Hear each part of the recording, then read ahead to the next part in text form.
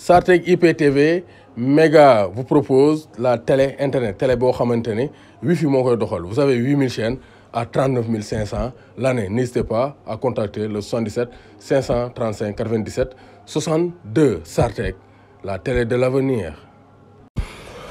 Bonsoir à tous et à tous, bonsoir à tous les suiveurs et à tous les inconditionnels de Grégoire Omnisos Servus ale Sousamoun. Donc dañuy dem fële ci Espagne li fa xew mooy Villarreal. Un départ de Boulaye est programmé. Boulaye s'apprête à quitter pour l'instant offre donc Villarreal nangoo ko mais Nice mu ngi ci dossier bi Nantes aussi mu ngi ci dossier bi mais donc li ñëpp war a laaj li Sénégalais war a laaj mooy Boulaye daaw def na une saison honorable pour sa première saison en Espagne. Pourquoi mun a quitter? Parce qu'il y a un autre Sénégalais qui le pousse vers la sortie.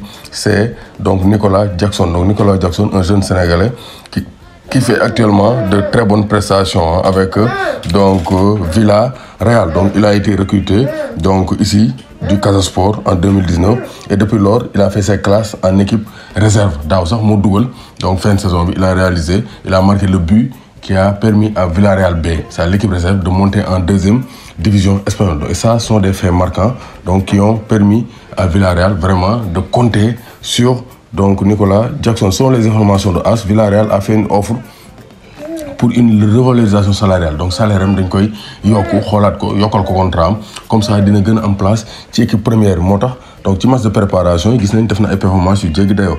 Donc sur 8 matchs il a donné 3 passes décisives et 2 buts. Donc c'est pour dire que c'est un garçon prometteur. Te dernier match bi ñoo ko Inter donc le 6 août donc il a marqué face à l'Inter de Lukaku, Lautaro Martinez, De Vrij, Bastoni, Skriniar. Il a marqué un but et ça montre que il n'a pas peur, il n'a pas froid aux yeux. Donc il a été formé au Casa Sport, mu dem Villarreal depuis 2019. Donc on attendait beaucoup de lui. Actuellement mu ngi commencé prouver. Donc Boulaye bu naree dem, c'est un autre Sénégalais qui va le chasser. Donc un Sénégalais pour en cacher un autre. Donc Boulaye va partir normalement parce que Unai Emery compte plus maintenant sur Nicolas Jackson que sur Boulaye. Donc Boulaye bu demee Nicolas Jackson dañuy revaloriser salaire bi donc yokkal ko contrat bi comme ça il pourra donc jouer en attaque avec donc le reste donc des attaquants comme ñoom Morales, comme ñoom Alex Baena. Donc il y a beaucoup d'attaquants. Jérémy, donc ils vont former des duos ou bien des trios d'attaque sous l'ère Unai Emery. En tout cas c'est un jeune joueur, hein. Il est prometteur et il peut être une des surprises d'Aliou Cissé parce que Coupe du Monde ñu ngi ciy dem kenn xamagul.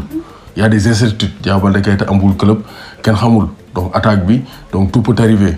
Donc Nicolas Jackson, s'il fait un excellent début de saison, il peut être l'une des surprises de la liste d'Aliou Cissé parce qu'il ne faut pas l'écarter. Donc c'est un très bon joueur, et vraiment donc il est promis à un très bel avenir parce que dem Espagne commence à imposer au niveau pour un jeune joueur.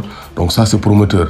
Ça veut dire que ci bu naree neex su baxee dafay xeeñ. En tout cas donc c'est un joueur qui a été bien formé au Casa Sport et qui est en train de faire la différence du côté de l'Espagne jusqu'à même menacer la place de Boulaye Dia. Donc barrage préliminaire Ligue des Champions avant dernier tour. Donc gis nañ ne Benfica moo fekk Midtjylland door ko 3-2.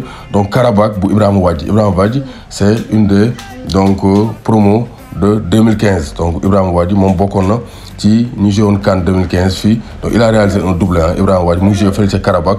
Le Sénégalais de 27 ans a permis à Karabakh donc vraiment d'aller s'imposer 3-1 face à Ferencváros et se qualifier pour le dernier tour des barrage de la Ligue des Champions. Donc Monaco ñoom prolongation lañ mu doon dem parce que 2-2 lañ def ak PSG, match aller 1 but partout. Donc ils vont se départager au tir donc au niveau des prolongations. Krépin Diatta dugg na remplaçant, de même que Sofiane Diop. Ismaël Jakobs dafa titulaire génn na deuxième mi-temps. Loolu moo nekkoon quelques informations par rapport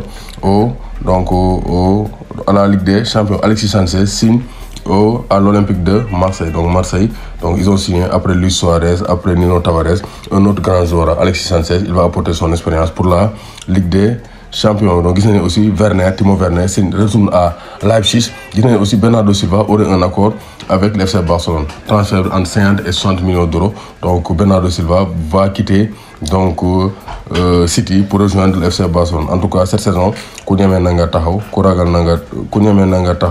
na nga daw. Barça ngi ñëw daal seen kaw. Nicolas Jackson, un joueur à suivre cette saison avec Villarreal.